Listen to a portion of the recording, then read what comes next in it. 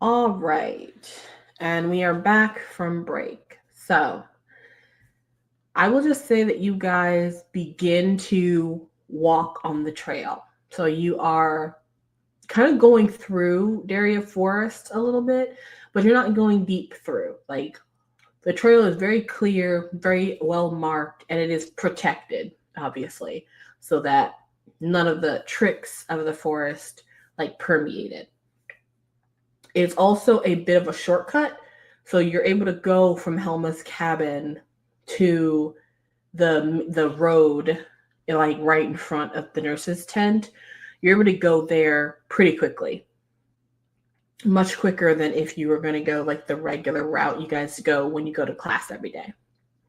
For the record, I have my wand out and I am ready for that witch. Okay. When you guys get to the tent, there's no one there. There's still no one anywhere. You can see as you guys get to like the edge of the other side of the forest and you're about to get on the road, you can see more like staff members at this point from where you're all standing fly in.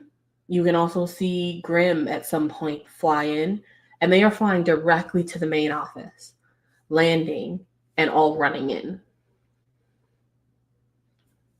Are they like disappearing? Like none of them come back out? Correct. Yeah, they all just go in. The emergency bells are still going. I mean, I don't want to tell these people how to run their camp, but it seems like at least one of the staff should like be looking after, I don't know, the underage The children. kids, yeah. I mean, does nobody use walkie-talkies in this place? What's that?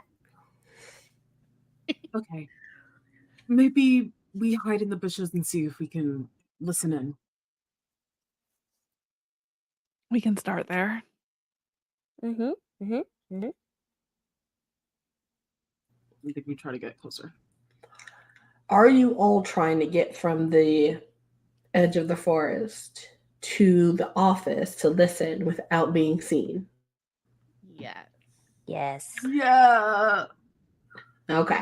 Then I'm going to need flight rolls from everybody.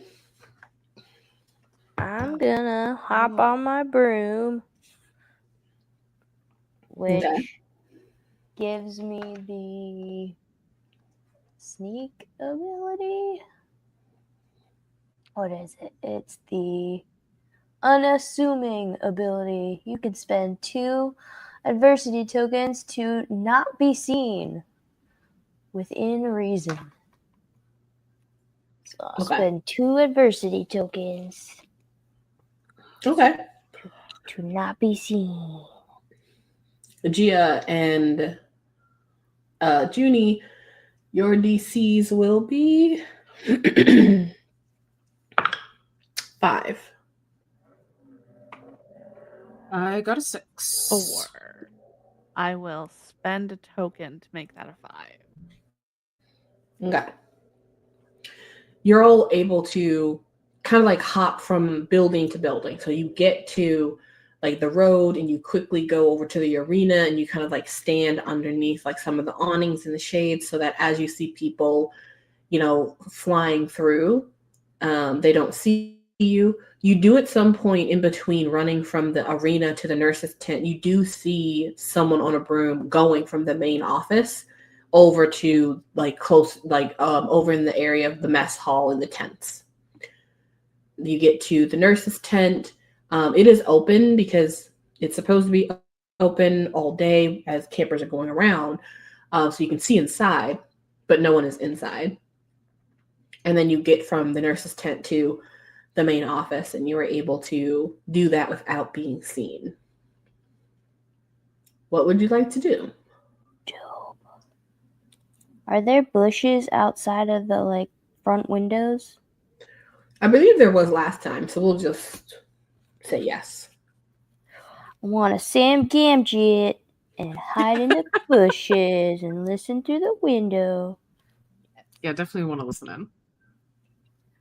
I will say, as you guys kind of look to see where to go, because if you remember the main office when you guys were in it last time, Ebb and Gia, right? Mhm. You remember that there was like the main door, and that main door went into kind of like a short walkway that went down some steps into a huge room. That's where you guys all had like your meeting with Dr. Helmuth. There were a bunch of doors, and then at the end of that room there was a door that led to like the downstairs dungeon essentially. And then right on the side of the main room was a receptionist hall where Miss Sveta stays. So depending on what side of the building you guys are at will tell me what you're able to see. If you're on like the left side of the building, you're looking in at the receptionist area. If you're trying to look in the front, you're seeing like directly into like the full hall. But because it goes down, you won't be able to really fully see who's in the main circular area. So to see inside of that area, you're going to want to go to the right side of the building, where those windows are. And there are some bushes there, but that area you'll be able to actually look inside. Who is going to look inside? And are you guys all going to one side of the building? And are you all going to the right side? Or are you going somewhere else? Right or left, guys? Probably, I want to say right so that we can see who's inside, but also we know who's inside. Well, we assume that everybody is inside. Well, we think we know the teachers are inside, but what are they inside there for? Like, there must be something that they're trying to get to in there if they all just keep going in there. That's what right? Listening will for sure. Is the right side the best to hear what's going on besides just seeing? I don't think you'll know if you can hear anything, or maybe you will because Gia and Ebb have been on the outside and on the inside. You guys just did your heist, a couple of days ago. So I don't think you forget too quickly, but I believe you couldn't hear anything from the outside. But you guys weren't also trying to listen. Right. So maybe? But it's either the two choices are the main space or the receptionist space, right? Yes. You could also go to the back. You just don't know what is in the back because when Gia went through the door, it led directly downstairs. There are other doors. So I don't think you guys know if there are windows on the back and what they'd look into. I vote we go right because then maybe we'll see what the hubbub is about. Unless it has to do with specifically the receptionist, but that part of the building was pretty boring. I mean, we could always start right, and then if we don't find anything, circle around. That seems like a good idea. I'll follow whatever you guys do since you've been here before. Okay, let's go right. All right. You guys go on the right side of the building. There are some huge windows there. They're kind of like really darkened, like they've been tinted, but you can look inside because this is a public building. It's not supposed to be secretive. So you can look inside of the windows and kind of see. You cannot hear a thing though. You don't even hear muffled voices, but you do basically see a bunch of people running around. Staff, counselors, senior counselors, or junior staff, people you haven't even ever seen at this camp yet before because this camp is huge and there's a lot of staff and people. There are people coming in and out. They're going in some doors, coming out of other doors. They're coming into the front door with their brooms. It's very clear, even without rolling, that people aren't coming here and then staying. It's just you didn't see many people leaving because everything is happening in real time. So like people have heard the bells and they've come. There were people who were here who knew about the emergency before the bells rung. And they're basically doing what happened when you guys were at the camp, which is people are like waking up or like realizing that there's a problem, and then they have to go somewhere to get information. That's what's happening. People are coming here being like, what's happening? What's going on? They're getting told, and then they're given instruction. And then they go somewhere. Somebody leading the instruction? I'm going to say not from where you guys can see. Basically, you're seeing a bunch of people. Like you're seeing it kind of, again, very much like the campers. It's like seeing a bunch of campers talk to other campers. You're kind of seeing that. So there's like staff who know what's going on, telling new staff who don't know what's going on. And then they're probably having a conversation, but you can't hear anything. Like you see them all like meeting each other, talking to each other, then running around in different places, but you can't hear what they're saying. And there's no like fire in the building that they're putting out or anything? Nope, no fire. I think Juni turns to everyone. She's like, I think we should go inside. Through the front. Inside? Yes. Look, they can't be mad at us for sheltering in place if we were over here, maybe on our way to phantom fencing, and we thought the main office would be safer. They can't be mad at children for following the directions they were told. I like how you're thinking, Juni. Okay. Where do you guys want to go to try and get inside? I will say the front door is obviously open. It's just that's where everyone else is going into. Yeah, I think to Juni, the best thing to do is to blend in. So she turns to everyone. She's just like, let's go through the front. Look worried and confused. Okay. And I think we can manage that. She takes the lead. Okay. I'm hiding my broom again. Yes, please do that. So everybody knows. Okay. I'm going to say that if you guys are walking into the front door, you are trying to pretend to be confused. And so that's going to be charm rolls.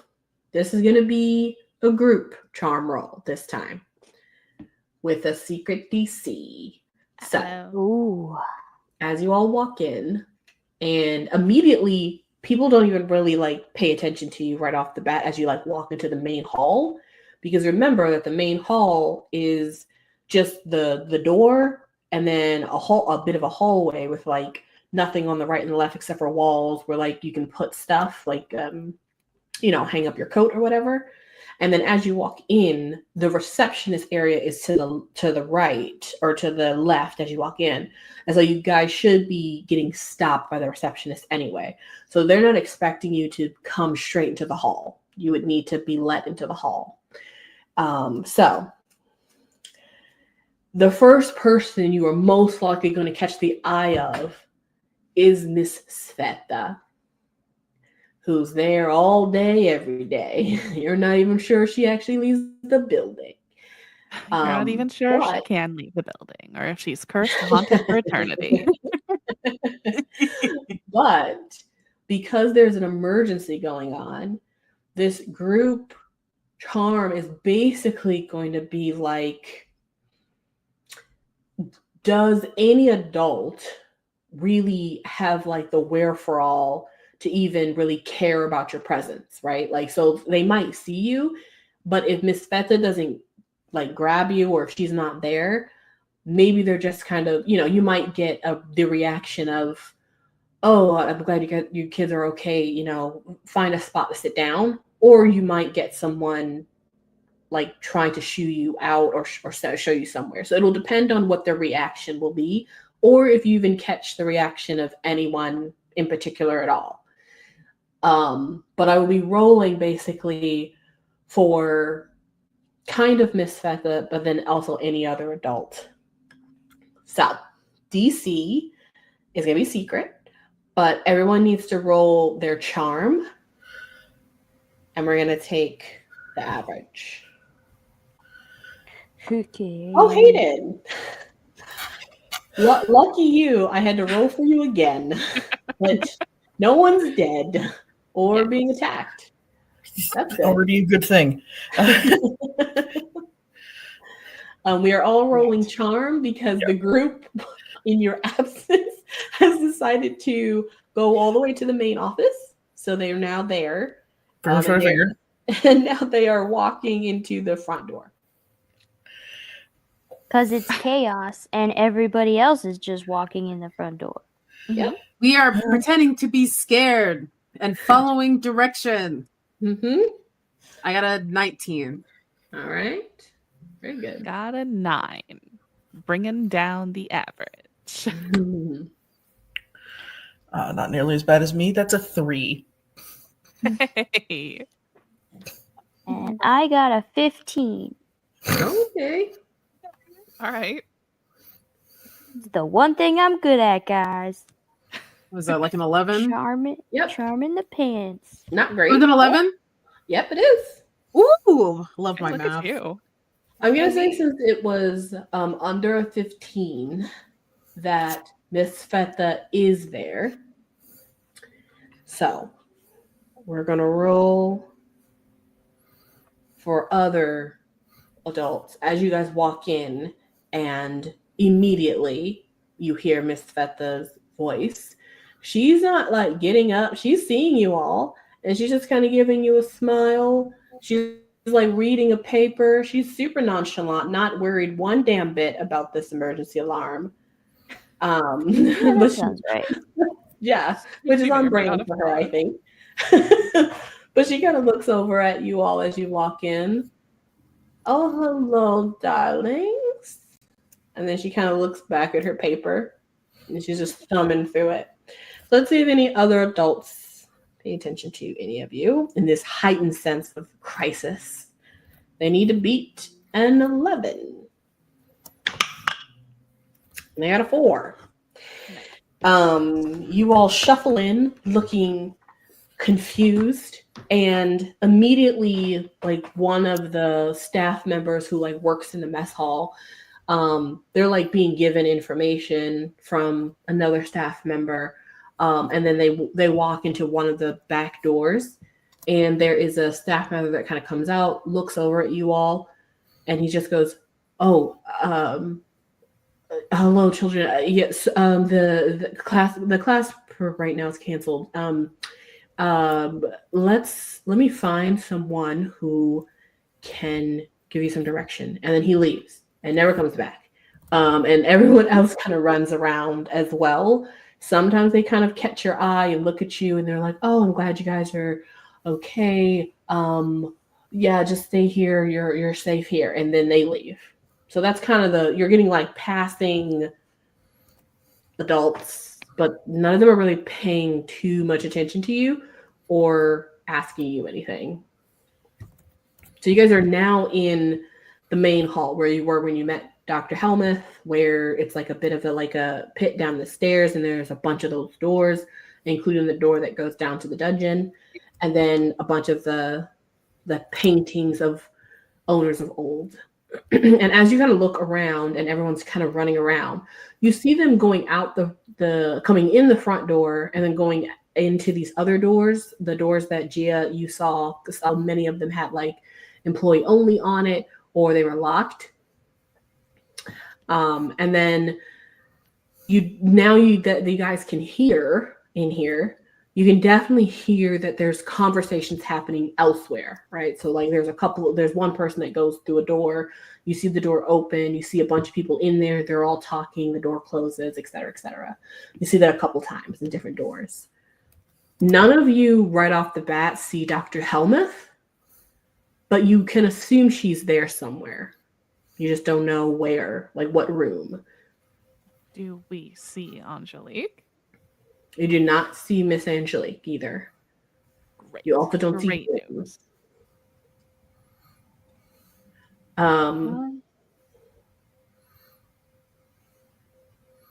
Yeah, I'll say you don't see any of them.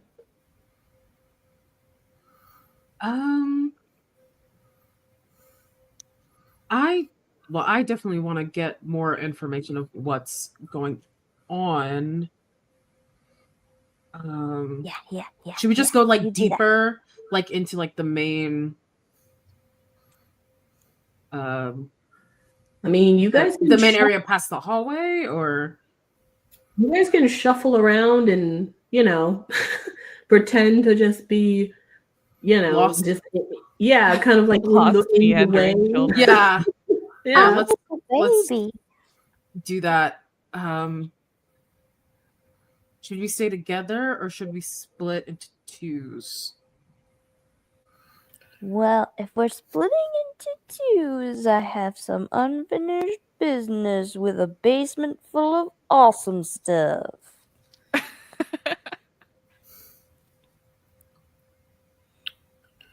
And it seems like the perfect time that adults are distracted enough. Unless they're down there. Unless they're down there. If they're down there, we might be able to get some answers eavesdropping on them. If anything, if Ebb's insistent on going downstairs, I've also gone through one of the room courses. I could go with her. Ooh, Hayden and Ebb.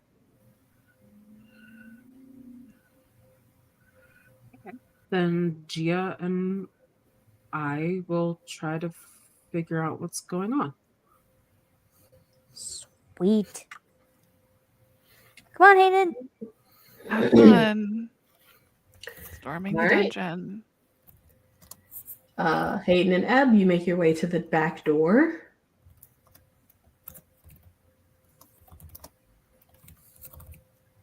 What are you doing?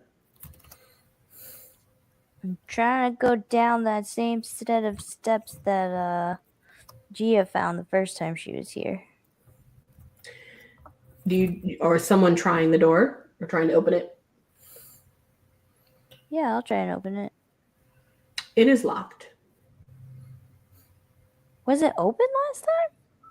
It No, was. I unlocked it. Oh, it was? Mm-hmm. It was open. Oh, I thought I unlocked the door. Last time, this wasn't locked.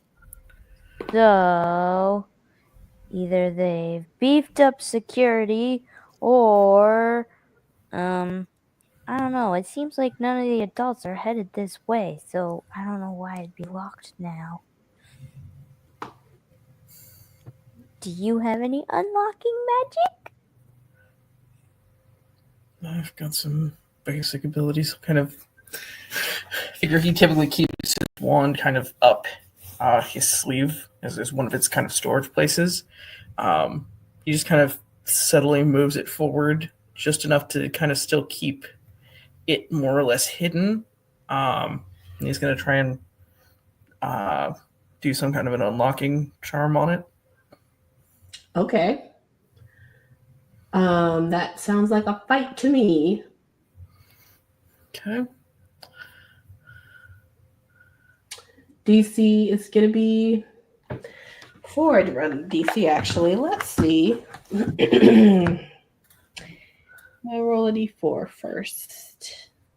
That's fair, because I got to get 5, 3, 4, yes. 1, 2, no. Okay, go ahead. DC is going to be a 5. Okay.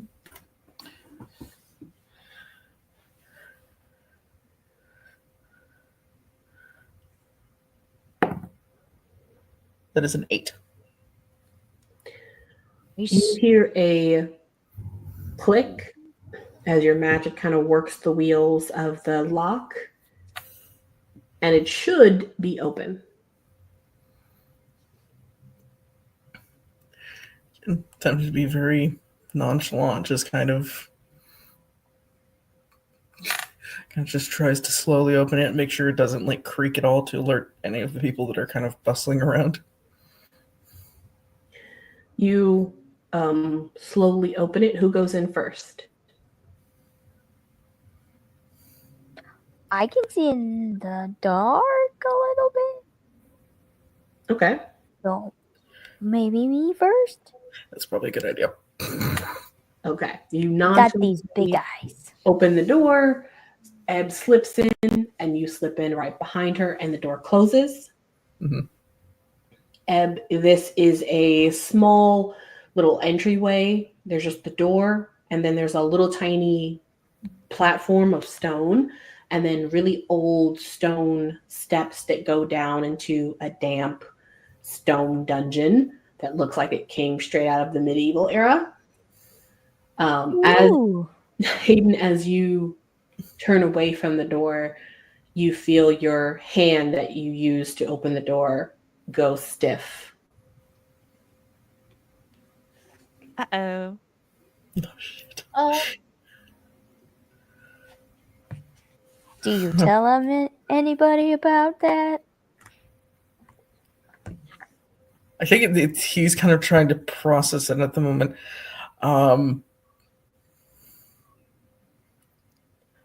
Kind of attempts to move it, because he's not sure if it's just, the stress of the morning getting to him, or if there's like actually something to this.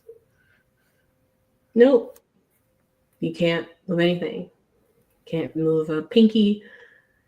Can't move your hand. It is frozen. Basically, it's kind of feels like it's frozen solid the way you had like touched the doorknob. Like when you touched it to open it and close it. It's like your hand is permanently frozen in that gripping, locked state. And it's dark in here, so I'm going to say you can't actually see what it looks like. But at the top of the stairs, you two also hear talking coming from somewhere at the bottom of the stairs. Oh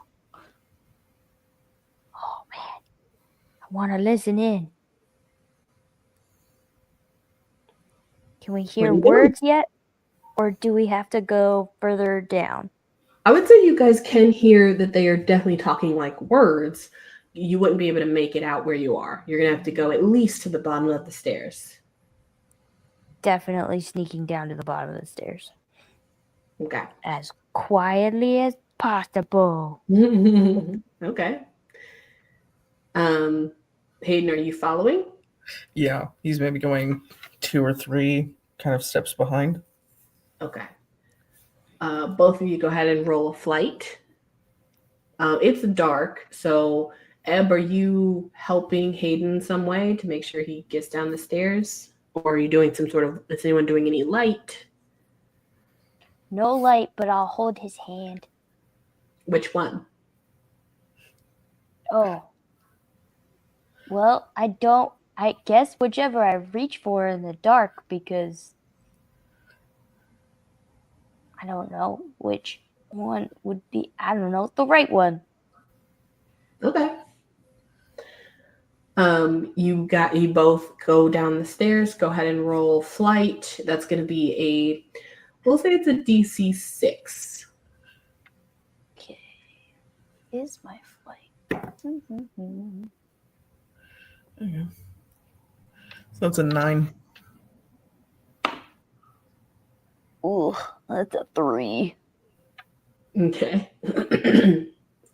You guys make your way down to the bottom of the stairs, and it's about this time, Ebb, as you're kind of like helping Hayden down. Hayden, you are completely silent, but it's about this time, Ebb, where you are holding Hayden's hand, and you kind of make like a little. You kind of feel like his hand is going from being warm to losing heat, almost as if it's not cold, it's just there's just no heat to it, and so you kind of stumble down the last 2 steps a little bit as you kind of like are kind of like trying to look behind you, but also look in front of you, because it's a weird feeling. It feels familiar, but it's odd because it's his hand.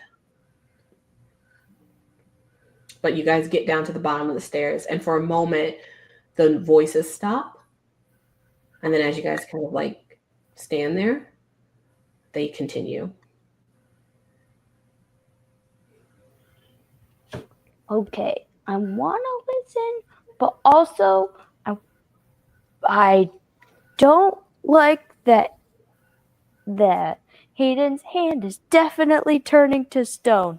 So, what kind of magic could I do about it?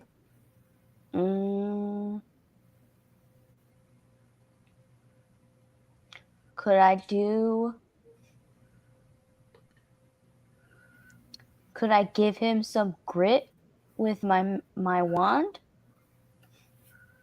to resist the effect?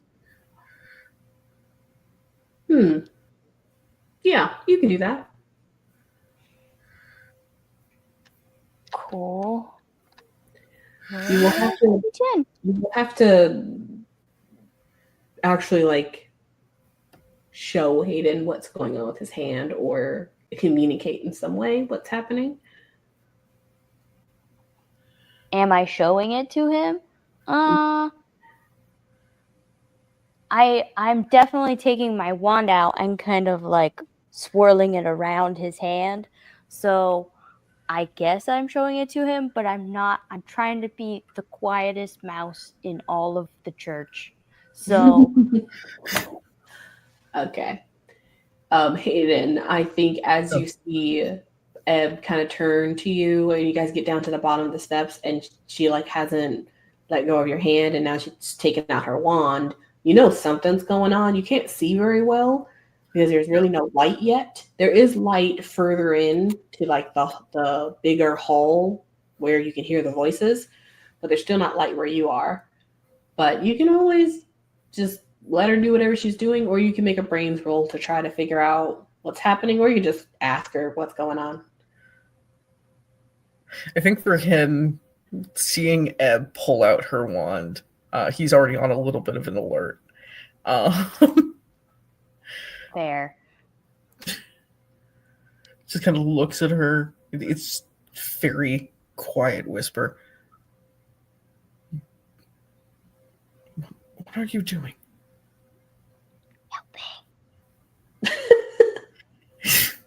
Don't worry about it. Okay. I'm gonna say go ahead and roll your grit. DC is gonna be a 4. Ooh, Okay. good. It's doable. It's doable. I got a 5 Okay. with my magic wand. Okay. Hayden, go ahead and roll your grit. DC is gonna be a 10.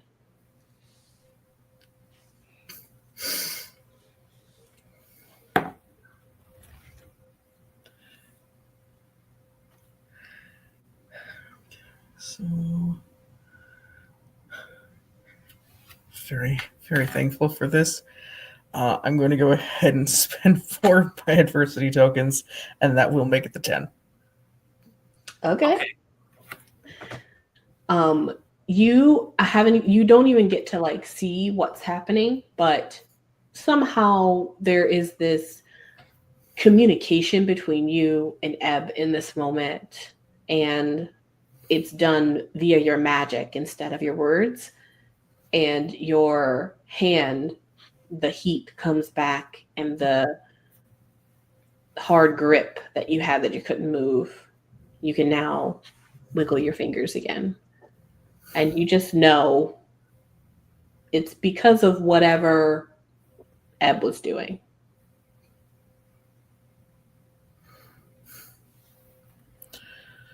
I don't know what that was, but thank you for it.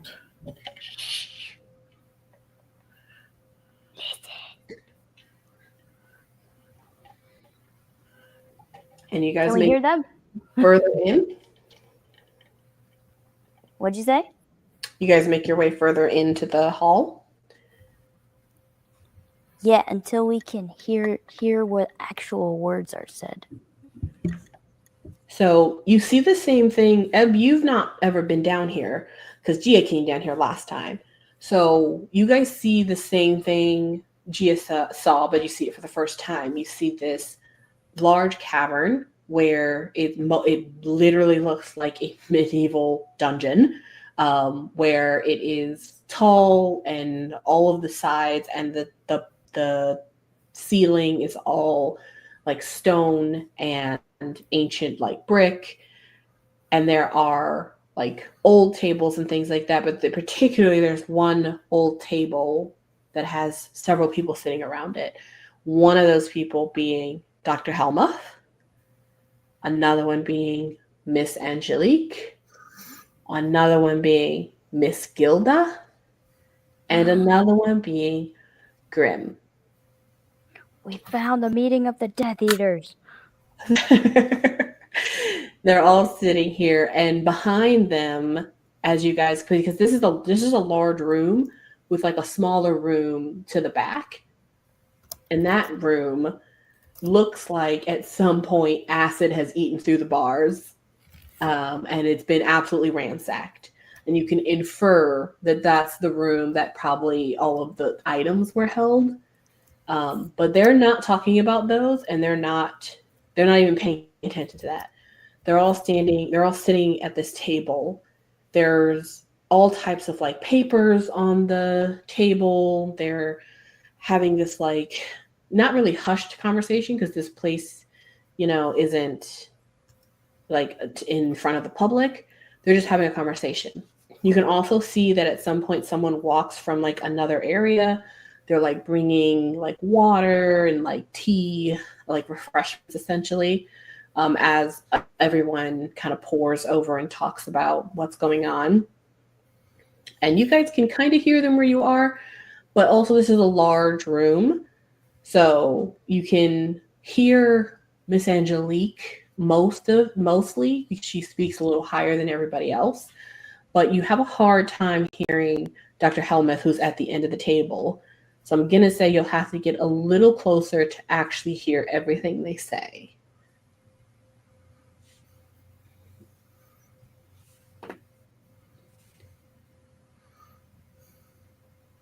What are you guys doing?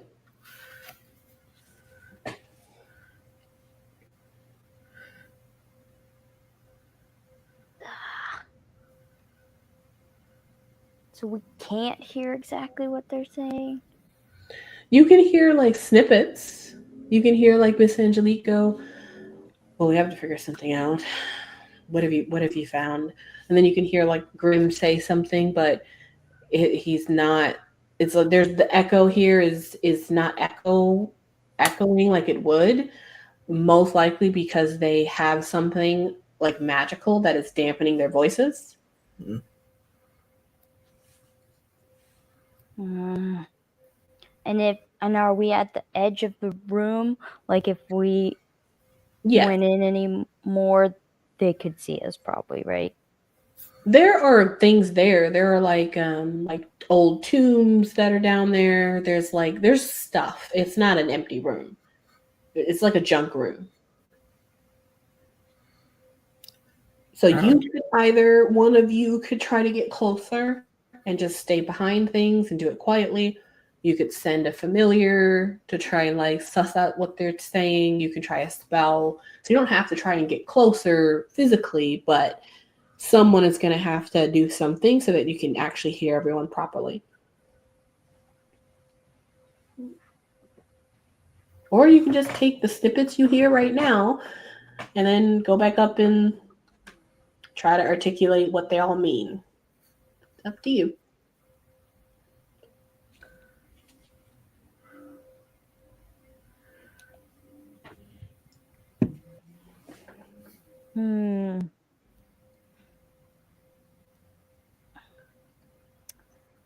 I think I'm not good at sneaking by myself, and My broom is super sneaky, but Grim always notices when somebody's using a broom, and he's right there. So, is your familiar with you, Hayden?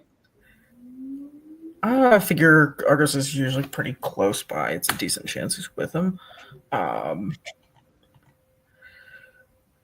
Yeah. Mine is sploop is loud. So I'm gonna like army like hand gesture to the dog and then to like a close or to the adults like big hidey spot like and like be like there go now yes Alpha 5000.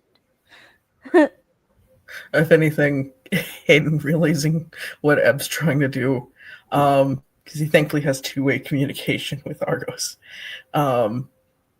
just kind of looks at him. He's like, okay, stay quiet, stay hidden, get what info you can, and then come and find me. Argos gives you like a nod and then starts to like crawl cutely, but crawl towards them, staying behind, some of the junk, one of the tombs in the front. And he gets close enough, but he's not like right underneath them or like right next to them. He gets close enough to where he can hear, and he has dog ear, so he can hear much better than you guys can.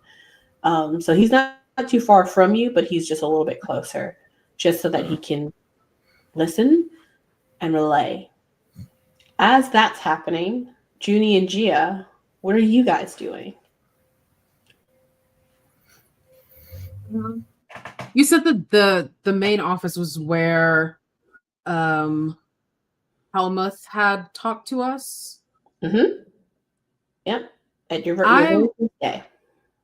Cool. I want to, but if Gia wants to do something different, then let me know. But Juni wants to find the office where she took us in to talk to us individually. Oh, that was at the cabin. Oh, that was actually at the cabinet. Okay. Yeah.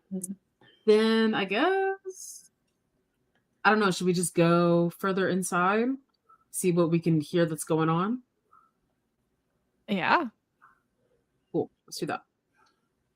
Okay. This room that is in the main area is circular.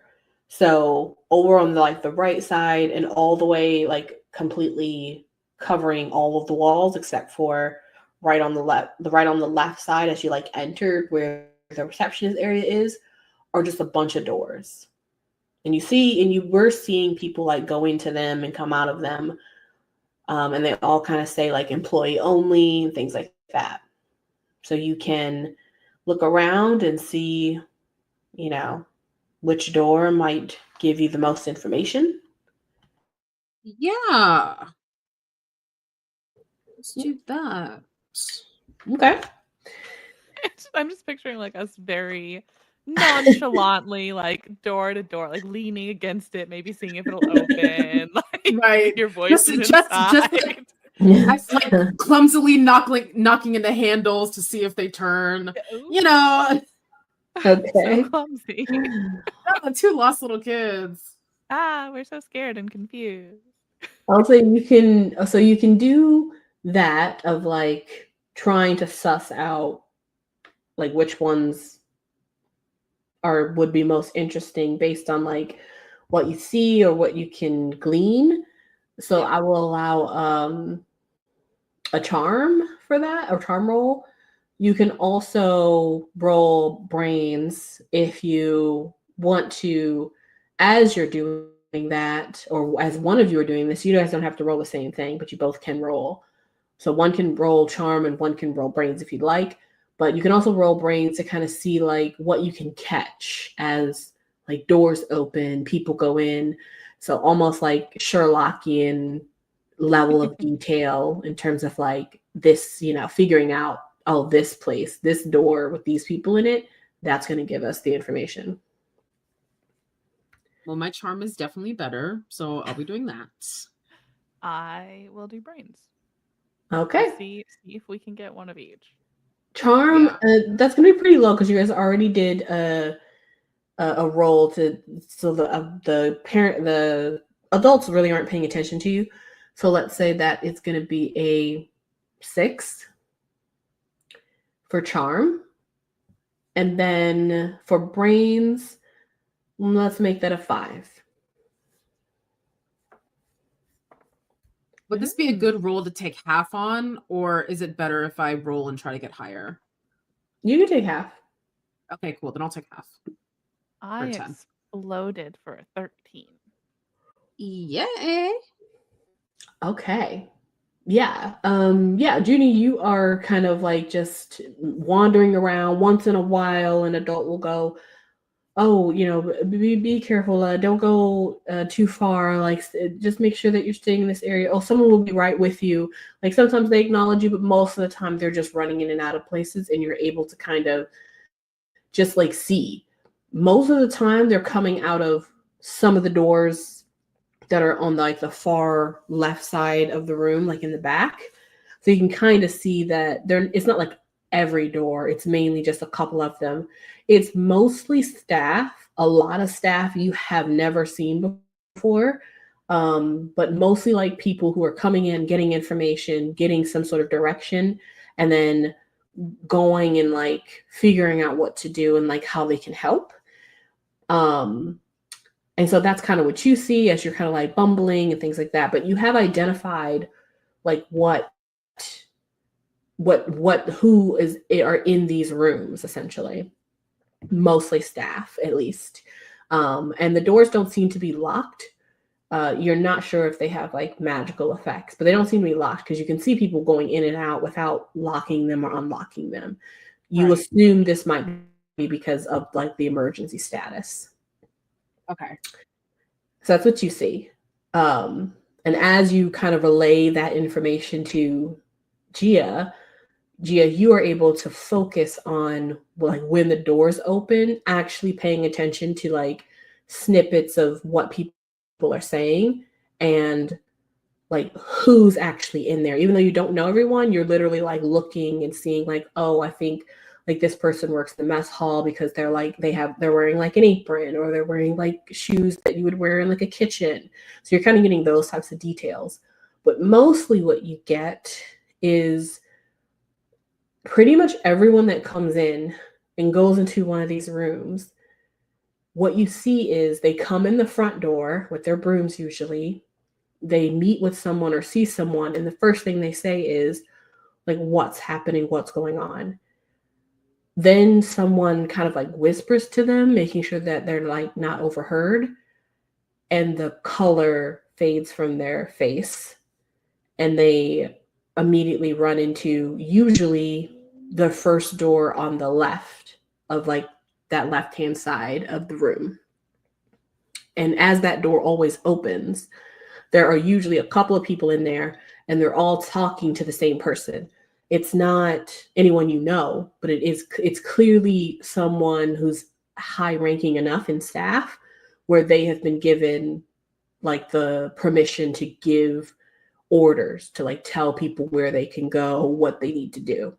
But it's just one person, and you can kind of tell that woman looks really overwhelmed, and you have never seen her before here, but she looks human. So you would have guessed if there's any like The room to pancake eavesdrop in, it'd be that one. Yeah, Juni, that's the one.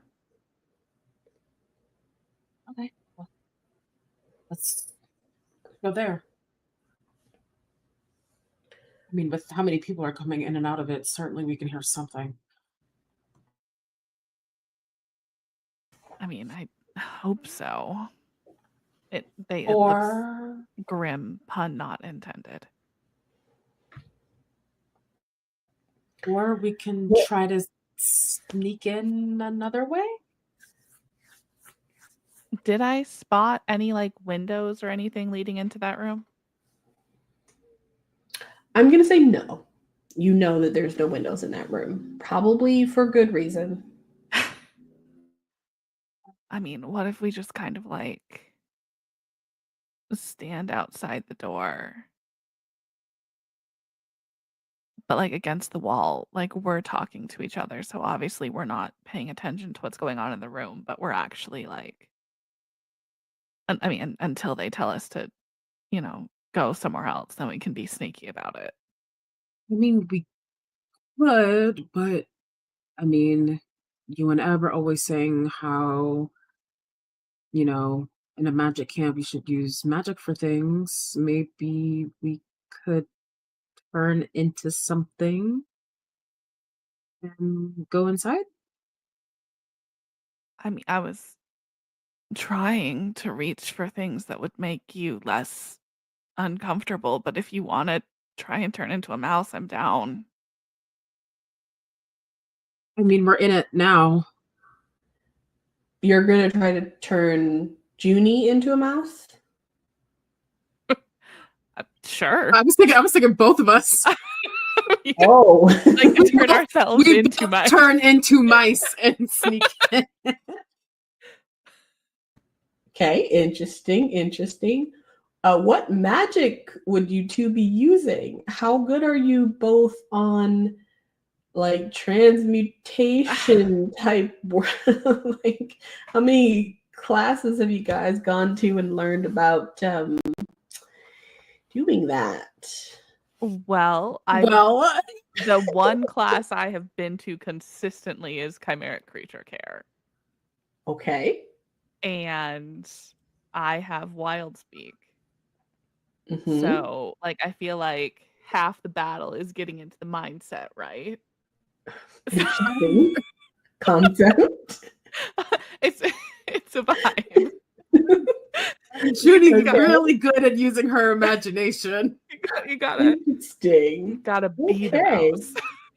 Well, we love the enthusiasm. Let's see how this goes. So, I mean, I think that would be a charm, but on each other. Oh, Wait, good. the first thing we do is try to do Gia's idea first. I see. I see. You don't want to go straight to trying magic you've never performed before on each other. No, Wow. I want to see if we're plan going. B. That's All plan right. B.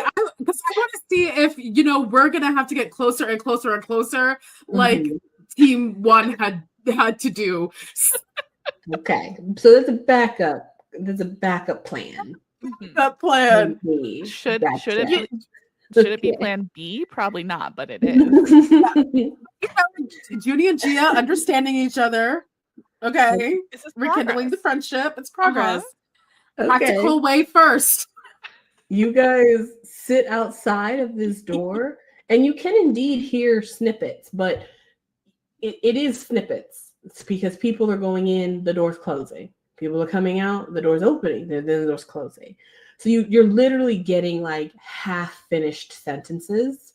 And because so many people are coming in and coming out, and also they are acknowledging you if they notice you. So then that's also kind of breaking you're not actually able to hear anything when that happens. So like, yes, occasionally you go, oh, thank you so much for coming. Yeah, how are you doing? No, I'm fine. Listen, we have a lot, and the door closes. And then the door opens again, and someone else goes in like, oh my gosh, I just heard. What are we all doing? Okay, so I was just telling him, and then the door closes. So yeah, that's what you're getting. What happens if I try to talk to somebody that talks to me? Yeah, and then occasionally people come out and they're like, oh, girl, so okay, you're just chatting. That's good. All right, well, someone will be right with you, I'm sure. And then they just keep going. Well, okay. Yeah. So that's kind of what you're dealing with. All right, so mice. Yeah. Plan B it is. Plan B. God. Yep. Gotta love it. Yeah, can't think about anything else. So Okay, what are we doing here? So chimeric creature care, that's what you're wanting to go off of in terms of your level of proficiency here. Interesting. And then Yeah. Junie, your level of proficiency is based off of your imagination. I read a lot of books. Okay. All right. Interesting. I'm Well, playing for some people. Let me have you both roll charm. This is, even though it is a planned action, it's kind of unplanned, seeing as how you're both not really that proficient in this. DC is going to be a 15 to have it actually work. You actually change each other into something. You'll need to get a 20 though to actually do like an anatomically correct mouse. Oh no. That can like think and move. That's a very complex spell. So go ahead and both roll. Okay, 11. Okay. So so it's an 11 plus 2 because chimeric creature care bumping up. Okay. Which is a 13. All right. Is our adversity tokens on the table? Yeah, you can use adversity tokens. What was the bare minimum DC was 15? 15. Let's see. I don't have enough to make it a 20. So I will spend the 2 adversity tokens to make it a 15. I don't have enough to make it a 20 either, but I got a 16. Nice. Okay. You both something. You both cast magic and it works. You both feel yourself getting tinier and tinier and tinier, and you are small enough to be able to go through the door fairly undetected. If someone were to look down, they would like kind of notice you. But if you stuck to the shadows and tried in bed, it was very quiet, you'd be fine. I will say that as you both look at one another in this form, you're definitely not mice. You're like you are definitely a chimeric creature of some sort, unidentifiable, I would say. You've got some interesting like small animal parts, like rabbit ears, but like claws, like little geckos and spikes coming out of like your back. You look kind of horrific, with like a long snake-like tail that also moves like a rat's tail. And so we're adorable. For sure, if someone saw you, they would be like, that's not supposed to be here. So, but it's not supposed to be anyway. But you are small enough. You are as small as a mouse creature. So you did it. Yay. Is there a plant we can hide? You guys were sitting on like benches, so you can hide underneath the benches. And I'm assuming your perfectly adequate and could have been really useful familiars are just hanging out. Uh-huh. Yeah. Correct. Great. All right. They're like hiding under the bench where we were sitting. Yeah. I'd say we're more useful. We're smaller than both of our familiars. Correct. Uh-huh. A flying fox is not a subtle familiar. And a bunny is not that small. Mm-hmm. Yeah. And they both look at each other as if they totally believe that as well. So to the be door fair, opens. The door opens and someone leaves, and you two are able to scurry in. The room is like a regular room, but it's basically like an office, like one of the offices. It looks like it might be like the mail room because there are a bunch of like boxes on one of the door the walls, And there's a whole wall of like places where you would put mail. So you're definitely thinking it's the mail room. The person who is the mail person isn't in here, and it looks like it's kind of become a bit of a little command center. There's a bunch of like emergency stuff out. Like there's some things that's been organized. There's like some visors. There's some vests. The woman who is talking to people as they come in and out, she has like a little clipboard where she's like putting everyone's name. So you can kind of infer that whatever happened, like this was set up, but it wasn't set up until like very recently. So that's why the whole camp was kind of MIA for a while. Mm-hmm. But now that everyone is getting informed, everyone is getting roles, they're going back out and making sure that the campers are okay and stuff like that. And so you kind of see as one person leaves, again, she's by herself, and she kind of like goes to her clipboard. And before anyone else can come back in, because she has just probably been doing this for hours now, like getting together, getting stuff together, and then like helping people. For a moment, she just puts down the clipboard and takes like a deep sigh, puts her hand to her head as she like rubs her head as if she has a slight headache, and kind of begins to cry a bit. And we will come back to you two as we see what Hayden and Ebb are hearing through Argos. So Miss Angelique is was talking for a moment, and then what's relayed to you two is what Grimm says. And he basically is like, all right, well, I can go out. It'll take me about 20 minutes. I'll make a full sweep of the area. I will set the lunar runes, and those should be active all day. And then what are we wanting to do with the bodies, or is this have we done? And before he can even keep talking, Dr. Helmuth goes, it's being dealt with. Parents are on their way.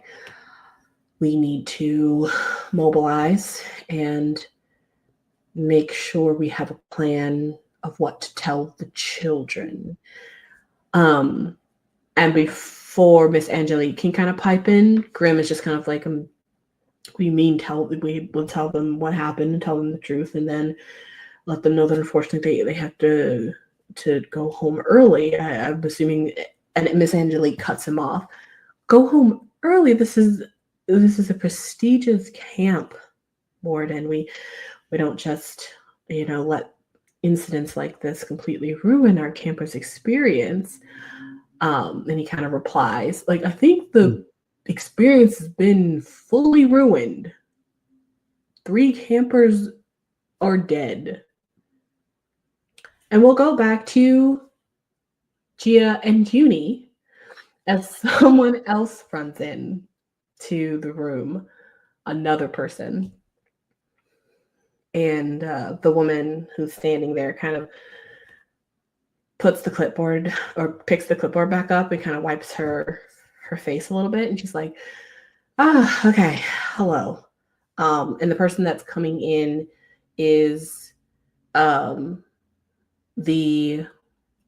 what's his name? Oh, Mr. Van Glow. And for the very first time, my favorite. For the very first time, he is not theatrical at all. Very plain, unfortunately. Doesn't even have a cape on. He looks quite worried and confused a little bit, and so he comes in, and he's just like, "Oh my goodness, I don't know. I'm not 100% sure I understand what's going on. No. What's happening?" And she just looks at him, and she's trying to hold back the tears. We're not 100% sure, but we found 3 bodies early this morning. And he goes, oh my gosh, of campers? And she just nods and starts to cry again. And he hugs her. And we'll go back to Hayden and Ebb. Damn it. This is relayed to you by Argo. Mm-hmm. And you guys are still there as Argos is kind of relaying this to you as they continue to talk. Basically, at this point, it's becoming a bit of a bicker match between Miss Angelique and Grimm. Grimm being very like, this is kind of bullshit. You sound crazy right now. And Miss Angelique being like, I will jump over this table and pummel you into the ground. Like, it's getting a little catty. And Dr. Helmuth is sort of trying to calm them down, but at the same time, she's clearly deep in thought. And you can clearly see, like, in front of her, she has like forms, she has like crystals. She's clearly been in touch with a lot of people, basically trying to do like outside contact, and she's exhausted. Clearly, they've all been up for several hours. You don't ever hear the names of who they're referring to, but you do know why the camp is now in such in this emergency.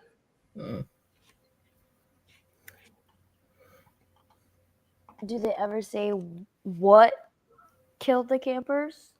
Or like, Nope. we found them slashed or something? No. You think you may have missed that whole situation. Right now, they're in damage control and figuring out what to do in terms of what to do next. Anything in terms of like what actually happened and what they discussed happened hours ago.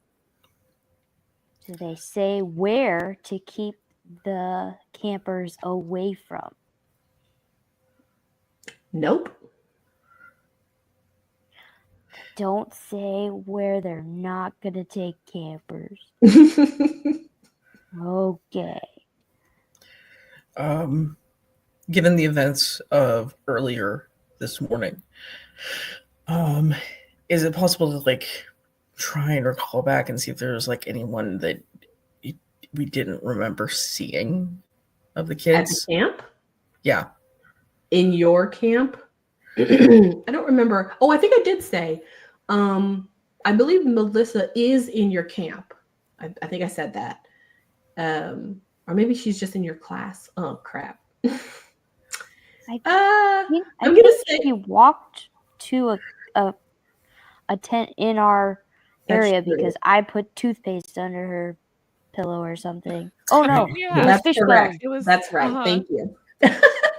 I remember that now. So yes, you remember not seeing Melissa this morning. You remember not seeing Cleo, I guess. You didn't really see all of the campers around, and you guys also weren't really looking for campers at the same time.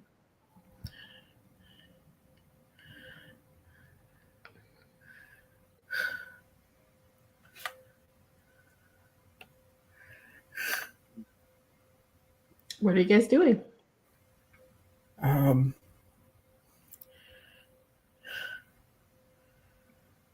Are there still cursed items in the thing that's mostly ransacked? I'm gonna say no. No.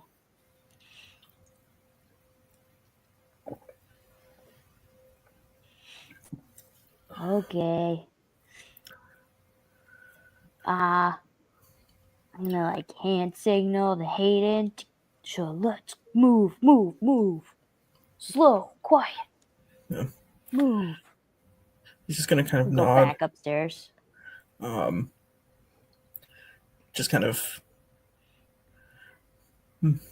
send back to Argos to come back over to him because they're going to be getting out of the room.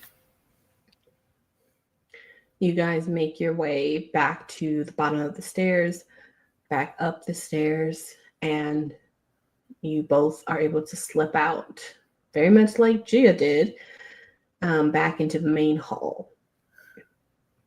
And we will come back to you guys as Juni and Gia, you all, as these strange chimeric creatures as small as a mouse, are now inside of this room, and you overhear this conversation. At some point, Mr. Van Glow kind of,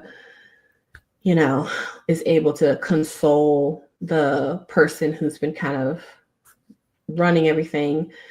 And she goes, "Oh, so sorry. It's just, my goodness, I really would have not expected this summer." He's like, "Oh, I know. Really thought we had gotten better at this. We haven't lost children in 2 summers, I think." She goes, "Yeah, 2 summers." Only 2? Wow. That's a record. I feel like that's a record. It is a- They both just kind of sigh of like, "Oh man, well." He goes, "Well, how can I help, sweetheart? You look exhausted." He's like, "Yes, I am, but I'm fine. We have Dr. Helmuth already on working with the parents. They've already been called and they are on their way. And she's just consulting with Miss Angelique and Grim. I think he's going to do some sort of extra protection until we can figure out how this happened." And Mr. Van Glow kind of goes, "If you don't mind me asking, any of my students or..." And she kind of goes, "Oh," and she picks up another clipboard, a different clipboard that has like the whole roster of campers. And she looks at it. She kind of flips through.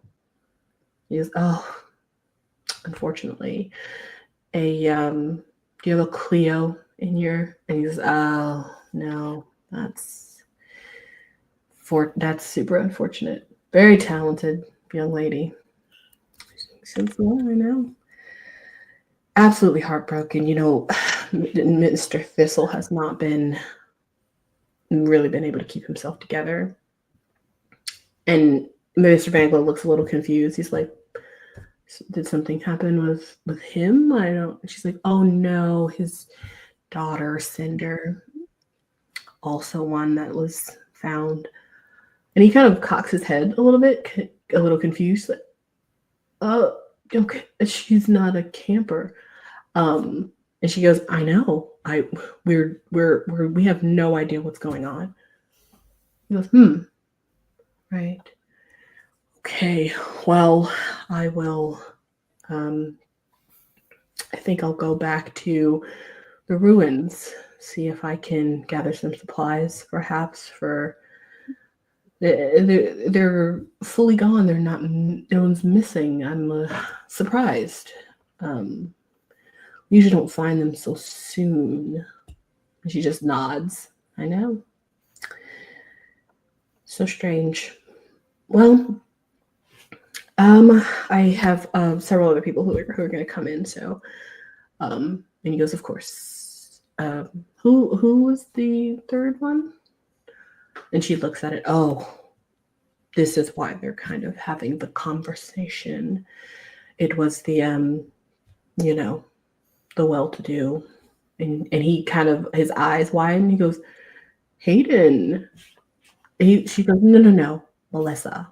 He goes, "Oh, well, that's going to be a long talk. All right. Well, I will get out there and you stay strong." She goes, "I know.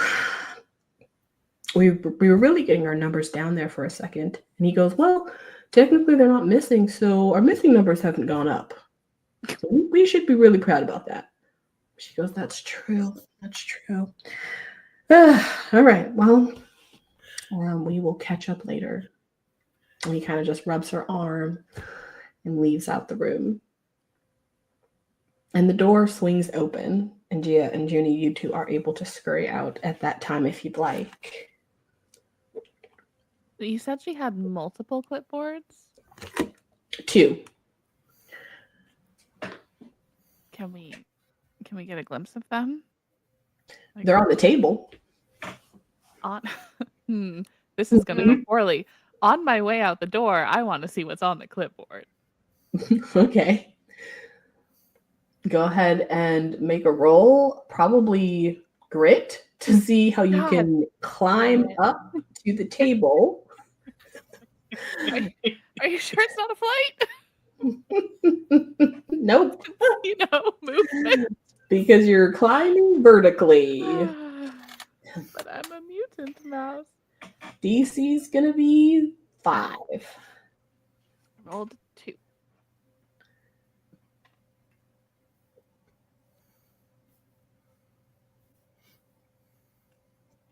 That's a 2.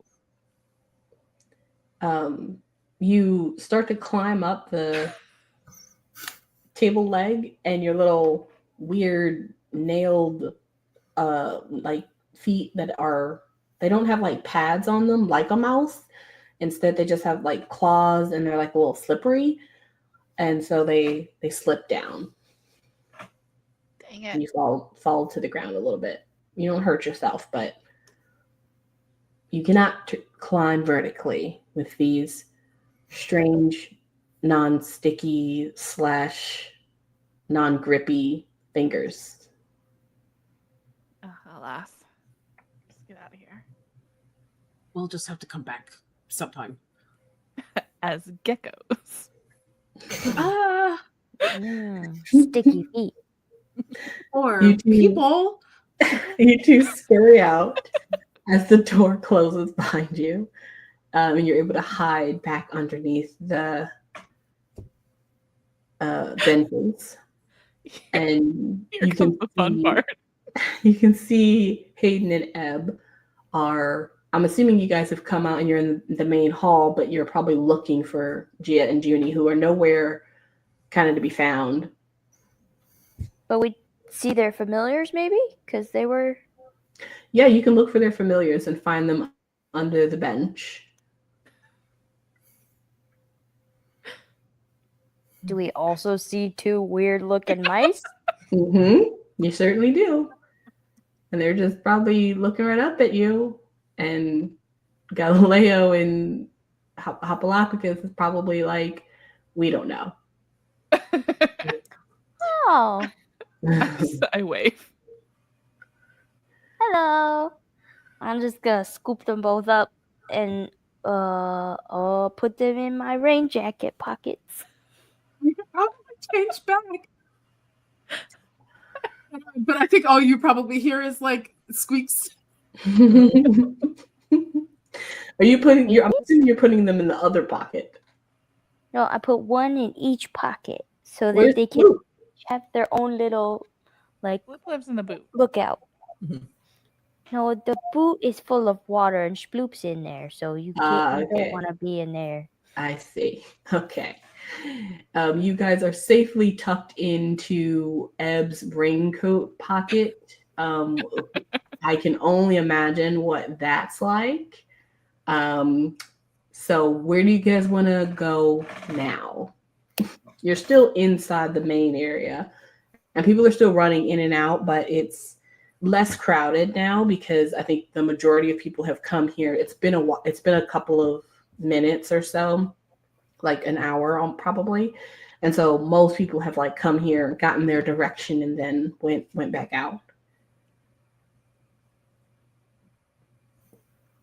Hayden, I think it's time to go to the Cursed Items class. That's probably a good idea. Let's go. Okay. You guys walk out of, I'm assuming, the front door like you came in. Yep. And you begin to basically walk down the road.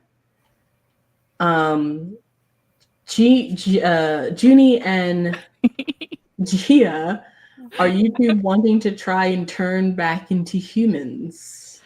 Yes. Yes. Lovely.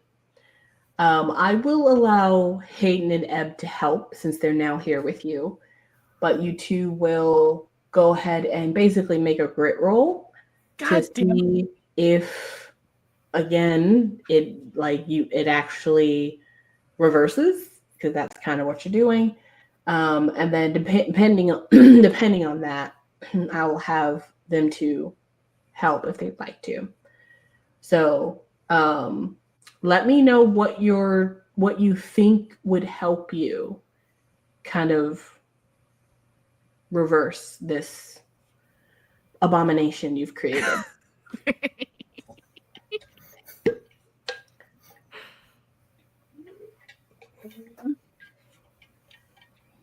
I think Juni definitely just like imagines herself as herself again.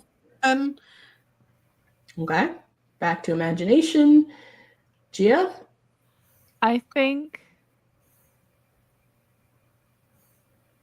Gia would draw on her, familial knowledge of all of the creatures that can go between animal and human form. Okay. I think for Gia, DC's gonna be a 5.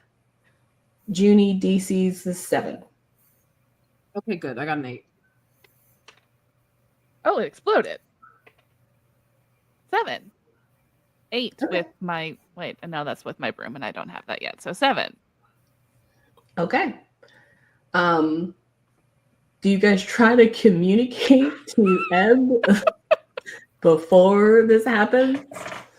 I would like to, Yeah. if I can. I just want like try to scratch at her coat.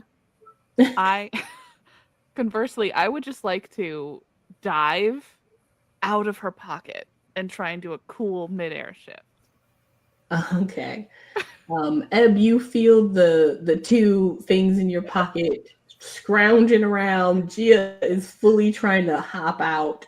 What are you doing as they're squeaking and doing all that? Okay, it's fine. Hold on, I'll put you down on the ground. Here we go. 1, 2. There's that better?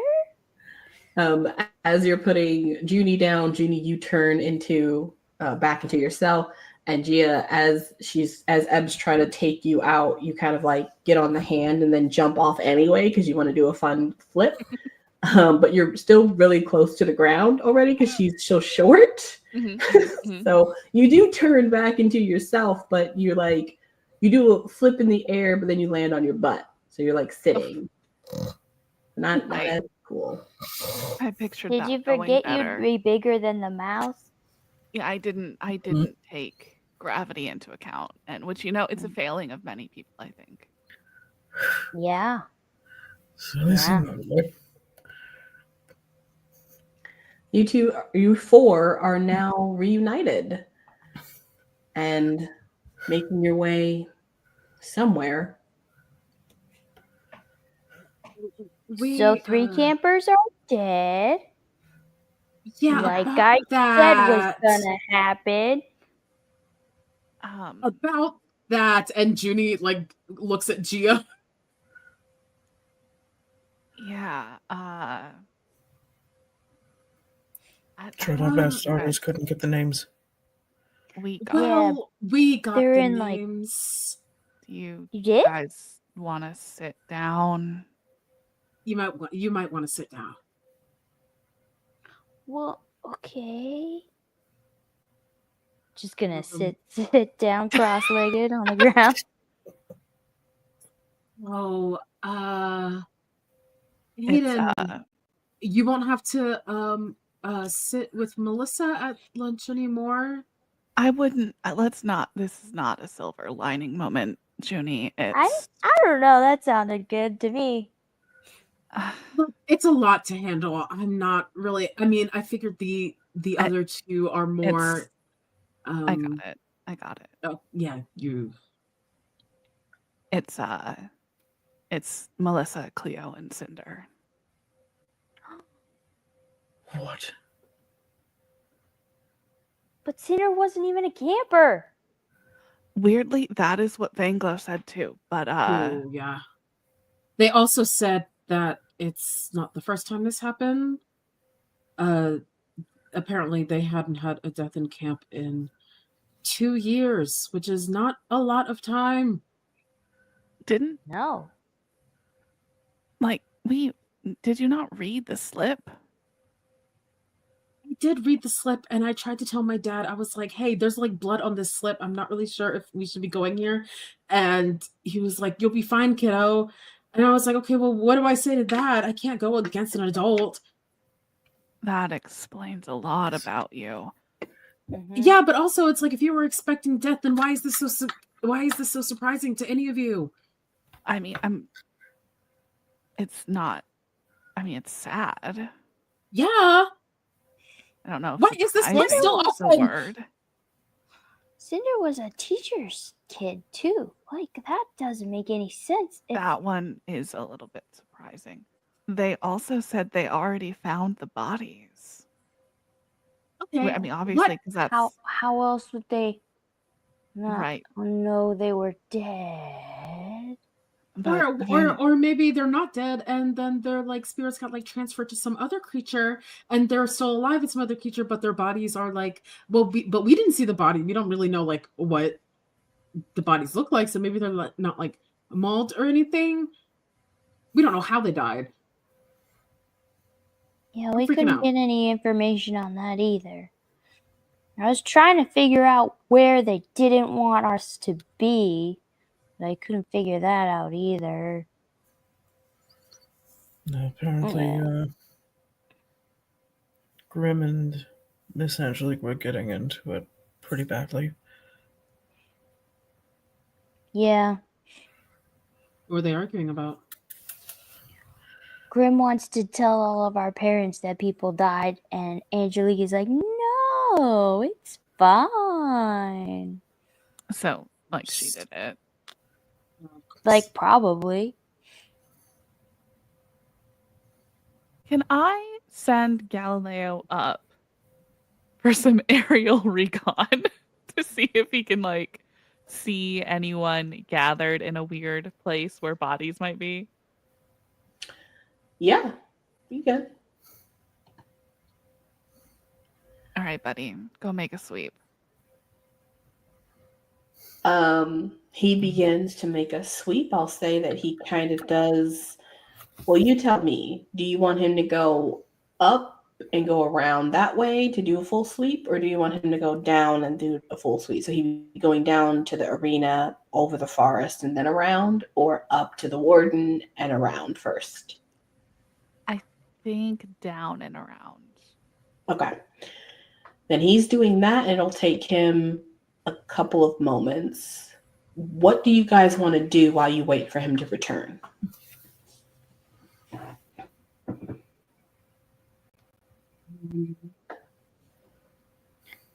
Did anyone else get a weird vibe about the whole, like, the parents have been informed thing? I mean, Like, it they just seems sounded like they were crazy. talking about dead puppies or something and not actual the parents' children. Mhm. Maybe they were just being calm about it. I don't know. Hayden and Gia, go ahead and one of you make me a brains roll, as Ebb says that. Go for it, Hayden. That's right. Roll that 50 again. You roll 150 and you're the default brains person. Got it. Yes, absolutely. Forever and always.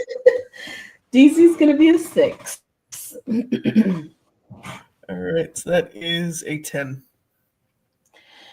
As Ebb says that, you kind of just, I mean, you could have probably put this together even without her saying it, but it is a bit too normal that you guys get into life-threatening, right, situations here, right? Like, it is a prestigious camp, and one of the things that draws a lot of high level, like, parents and people of interest here is that they have such a unique climate of dangers and expertise, and they have the best teachers, and they have that forest that's so unique. So like, dangers is a norm. Even like a high level of danger that leads to pain or death is kind of a norm. I think what you're realizing is that maybe Ebb and Juni, when they were kind of talking, going back and forth about whether they're dead or not, they kind of have a point, because they do have a large staff, and they have a very talented staff. So hopefully, just like when Juni got stabbed, hopefully they have someone who was able to revive them if that did happen, which is why when Gia and Juni overheard that they haven't had a camper die in 2 years, that may not have actually been like that. That actually may have been like a long time for them, because perhaps they've like gotten better at making sure that doesn't happen, that people actually aren't able to get revived. Based on what you remember and on your role, you can't 100% remember right now like how long you would need to not have like life for someone not to be able to revive you. Yeah.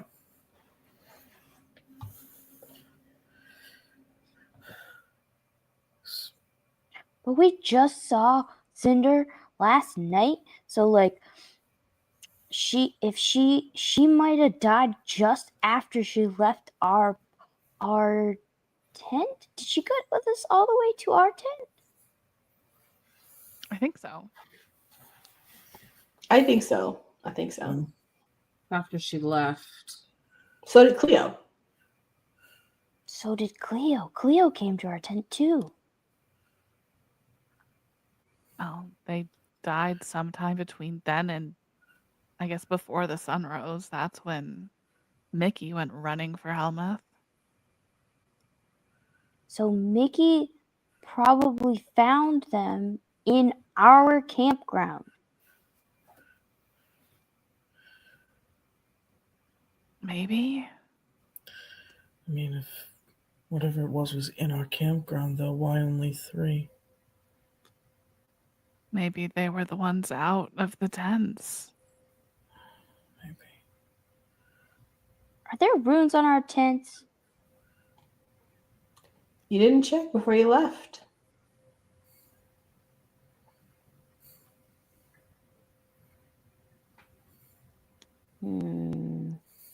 You see Galileo come back down. There is something happening over by the lakes. How does Galileo like show you or explain to you what it's been seeing? Good question. I think. Oh, I have wild speak. He just tells me. Okay. I was like, oh yeah, that's it. Why make this complicated? He just tells it to my face. There is a cabin at the top of the lake, tucked in the back. It is a place that is not off limits. They have some fun activities up there, but it is at the moment off limits. But there are people up there. Well, looks like there's people up at the Stab Lakes, which, not knowing how they died, does feel like an ominous kind of name right now, more so than usual. It's off limits, but I don't feel like that needs to stop us. I don't think it has before. No, it hasn't. It has not at all, no. Should we go right now? They're there right now. Who knows if they're going to be there later? Not like we have much else to do.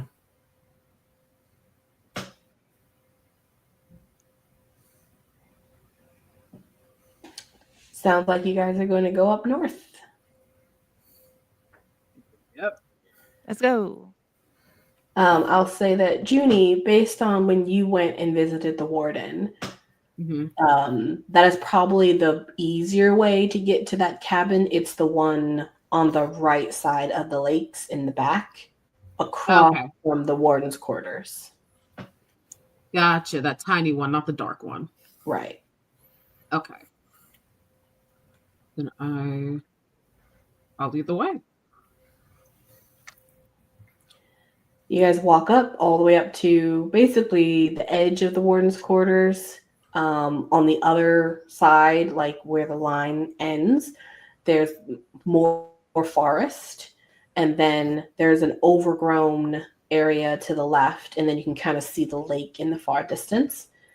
And then there is a medium-sized shack, really. It looks a little run down. It looks like it hasn't been really kept up. You can kind of see that campers have come and drawn things on it. There's spray paint everywhere. There's a lot of art things and art bins, stuff like that. And there's a lot of just junk everywhere. Things that probably were there to be prepped for today's classes, but were just left here because nobody came to actually have the classes. You see just a one or two people walking in and out of the shack once in a while. One of them that comes out is wearing latex gloves. And as they come out, they kind of take them off and throw them in a bag and close them up. This is another staff person you've not really seen before, but you haven't seen a lot of the staff. There's a lot of staff that work here. And then he continues to walk, throws that in a trash can. And from where you guys are standing, it doesn't look like there's anyone inside at the moment. But you don't know when someone's going to come back. So if you're going to make your move, want to make it quick. I'm sorry. Did you say the door was locked or no? You don't know. I would like to try the door. It is unlocked. Lego. I would like to open the door. Okay. You open the door, and inside there are basically there's absolutely nothing in here because this is an old rack down shack. The only thing in here is a cooler that seems to have stuff in it. There's a little bin of supplies, and then on the ground are 4 or 3 what looks like outlines of bodies covered with sheets. I'm going to close the door, turn back to the other 3, and be like, I just want to be so clear. Are you sure you want to go in there? Yep. Okay. Cinder deserves to know how she died. Okay. Yep. All right. You're all inside. You close the door behind you. The air is still. It's very quiet. It's dark in here, but because it's so light outside, you can see clearly. Short. They look about the size of someone you've gone to camp with. But their bodies are completely covered.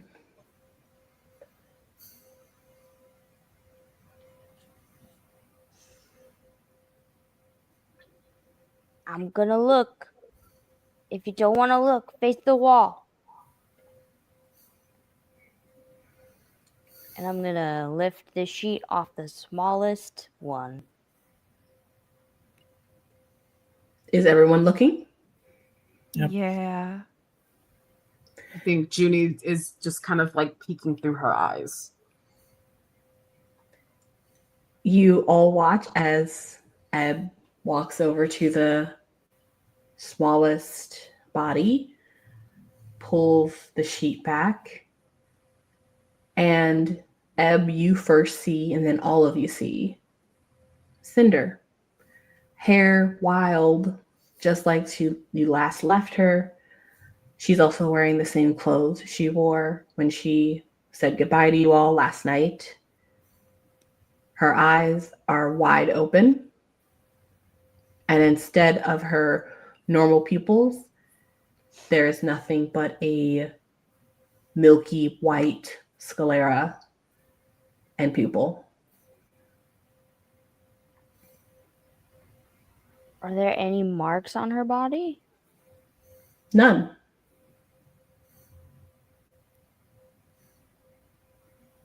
So she does have a pupil, though. It's not like her eyes are like rolled back and all you see is the white. Nope. It's like her eyes are now milky, like cataracts. Yes. And everything is white, but like colored white, as if the color had been sucked from her eyes. Ugh. What the happened? I don't know. I think if no one else is gonna, Juni's gonna hesitantly walk over to another one, to the head of it, and just check the eyes as well to see if they all died the same way. Okay. You pull the sheet back and you see Melissa. She is wearing bright pink pajamas. And her hair looks like it was like in like curls. She has like a little bonnet on. Her eyes are also wide open, milky white.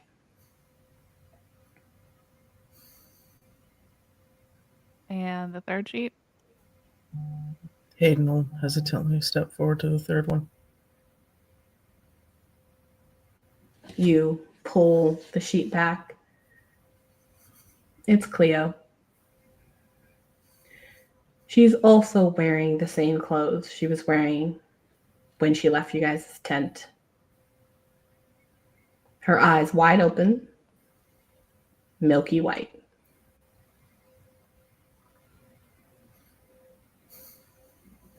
Do you guys know of anything that could have caused something like this? Do I recognize this?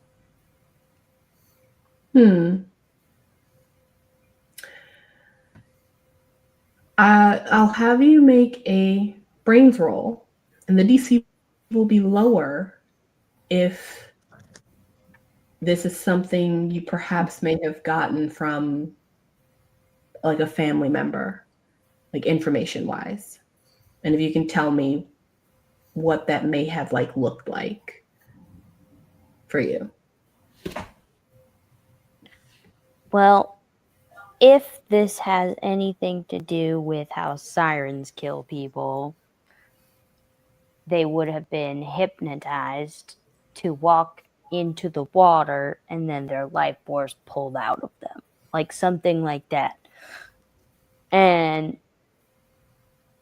so if I know that I'm trying to see if somebody I know did it, or like a distant relative or something, if it looks familiar to how we used to do that. Gotcha. Okay, go ahead and roll brains. DC is going to be a 6. 6, oh boy. Yeah. Nope, that's a 1. Oh no. This could be really anything, but you can't really tell exactly like how they died. Like the milky white of the eyes don't really give you any type of signal in terms of like your realm anyway, what this could have been, and particularly like a siren. Should I roll to see if it's a creature of any kind? Sure. You want to roll brains as well? That makes sense. Okay. DC will be let's make it a 4. That is I can't read this dice. That's a 3. So no. Actually, you know what? I'll spend an adversity to make it a 4. Okay. Because I'm curious. You can't think of any creature that you know that does something like this, although you're not 100% sure if the milky white of the eyes is a symptom or an after effect. Anyway, you don't see any evidence of an animal attack. Anyone else? Yeah, this is a long shot. Bear with me. Can I see, having died before and brought back to life, can I see if there's any reason why they couldn't have been brought back to life? Like, is it the longevity of it all, or is there some kind of magic on them that makes it so that they can't?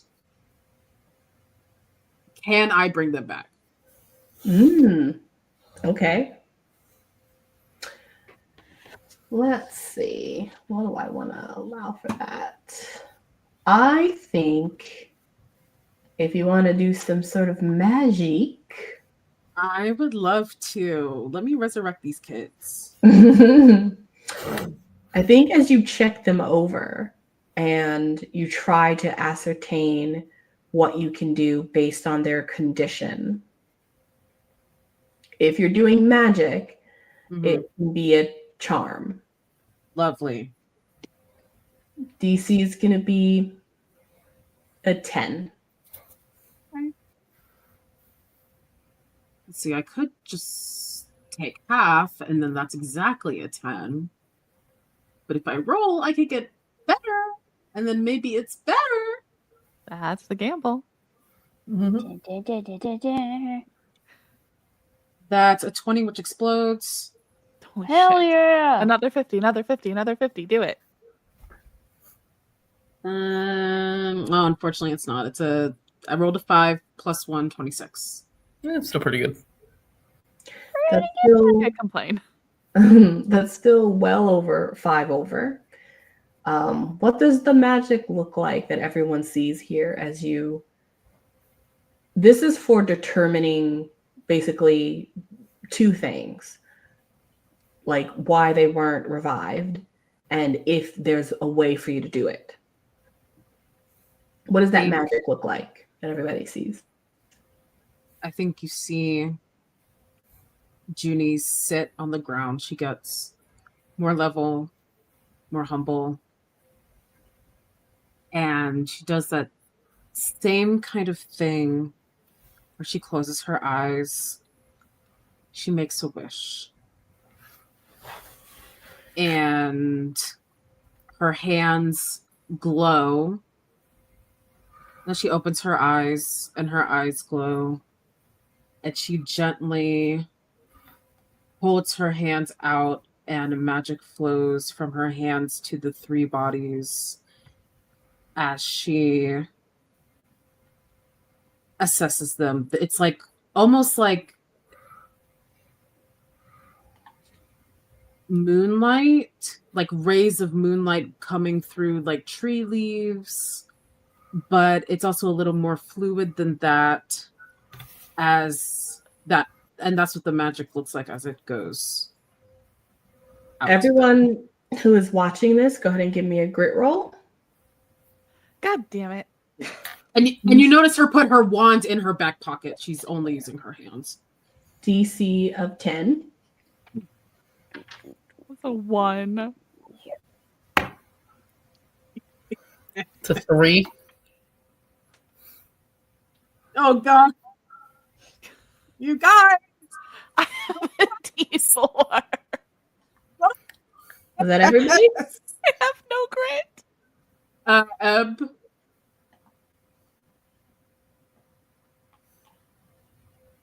Ebb's abstaining. Oh, well, something wrong with the mic, I guess. Now we have to live in suspense. Oh, there's an issue with the mic. I think Well, so. they Hold Cut on, out hold on, from- hold on. I got it. Okay. Can you say something now? Hello? Okay, we can. Oh. Okay, I figured it out. Okay.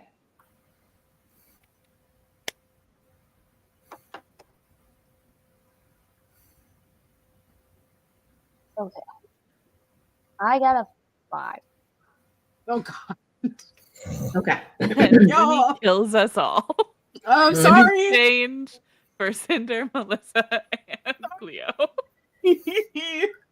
God, that's sad. Gia, you have to die for Melissa. Life for life. You Horrible all you all watch as Juni does this strange magic. Even for you, Ebb, who has seen non wand magic because you are often around creatures, you've not seen anything quite like this. Hayden, this is your second time seeing this magic, and you're not sure what Juni is doing, but it's fascinating. And Gia, you also have never seen this type of magic before, although you would assume that things like this were a bit more common in like your ancient texts that you usually read about old druids that, ran with beasts and things like that. But you're all watching in awe as Juni does this magic. And as this happens, you all hear the same thing at the same time. A woman's voice. And she says, the goddess drops to her knees and lets her hands dig into the sand. She closes her eyes and imbues powerful magic into this unnamed land. Shimmers of silver roll off her and cover the sand in a gray fog, and then it seeps deep into the soil. She opens her eyes. Once a smoky gray, now milky white. You don't know who this woman's voice is, except, of course, Hayden, because you've heard it before. Mm-hmm. It's Juni's mother. And as Juni, you come out of your trance of trying to determine why they weren't revived. You understand why. They are not dead. And that's where we'll end our episode for today. Ah, Good job, everyone. Thank you for listening.